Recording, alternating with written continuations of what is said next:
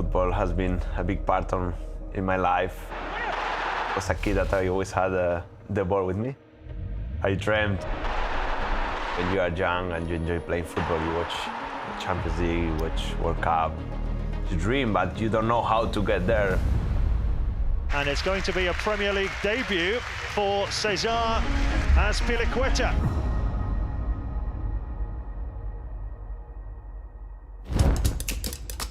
Born in the Navarre province of northern Spain, César Azpilicueta's early love for football resulted in a call-up for his hometown club. I made my debut in Osasuna as a right winger, and then the manager decided to try on the right back position, and since then I started to play right back. I was still in my last year of school, so I was going with the school in the bus, everything, and you know, it changed a lot, yeah. He looked like a good player at Osasuna. Marseille was always going to be an enormous test of character. Didier Deschamps was the coach at the time, and they just won the French league, and he wanted to keep improving in the Champions League as well, to keep the team moving forward and competing. I played with Marseille 2 years. The second year, it was a good season for myself to keep improving. When you go every week and you see a city that lives football, that's a lot to cope with. So we not only saw Azpilicueta's quality in terms of a defender and what he can add in the attacking half of the pitch, we saw his leadership. When Chelsea approached, he spoke with my agent, and I believe that it was the right move for myself, even though Chelsea was coming from winning the Champions League. Chelsea, such a big club, and just winning the Champions League, you see, yeah, they have players in the position, but Roberto Di Matteo was the manager at the time, and they believe in my qualities. They believe in the qualities that I had, that I could help the club moving forward.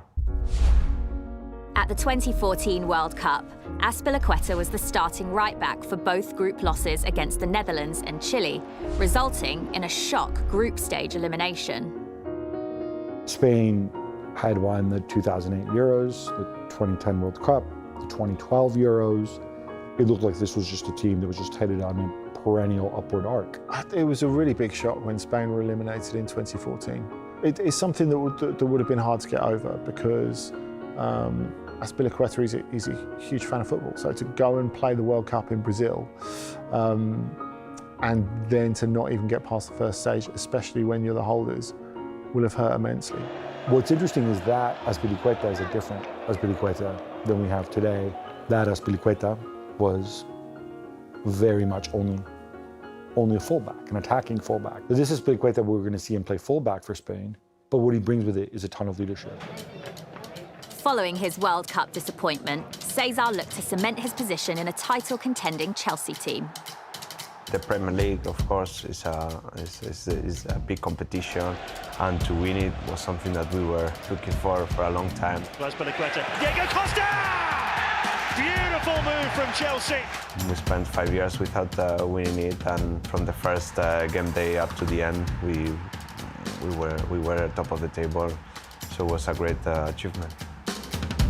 2 years later, under the new guidance of Antonio Conte, César played a pivotal role in another title-winning campaign.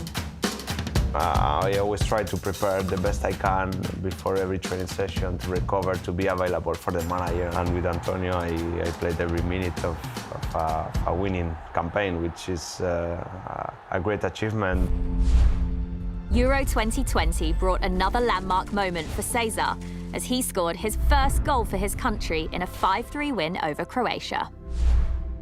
It wasn't a huge surprise to me when he was given the captain's armband for Spain, because Azpilicueta has proven himself to be a leader. You know, you saw how Chelsea fought to hold on to him this year when they could have gone to Barcelona. And I think a lot of other clubs would have stepped out of the way and let him get on with it. But you know, they know how valuable he is. He's like obviously a true captain, and you know, he's always helping out the players, always positive, you know, always wanting more from the players. Even let's say we're misplacing a pass or something, you know, for him it's unacceptable. We need to have to remain the high standards and everything, which is what you expect from the Chelsea captain, and he implements everything. So Yeah, he's just such a great guy to have around the building. But yeah, he's been amazing, done a lot for Chelsea Football Club.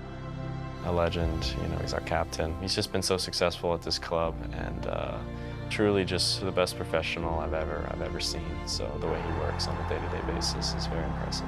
Now we enter in a new era with new ownership, with new manager. We have to all work together towards the targets that we want, you know, to keep winning trophies, to create the culture, the values of the club, working together. You know, we are in a very good place, and now we have to keep developing and improving, because competition out there is every year is harder and harder. If there's one thing that's stopping Spain going all the way, I think it is that little bit of extra experience, and that's exactly why Azpi will be so important.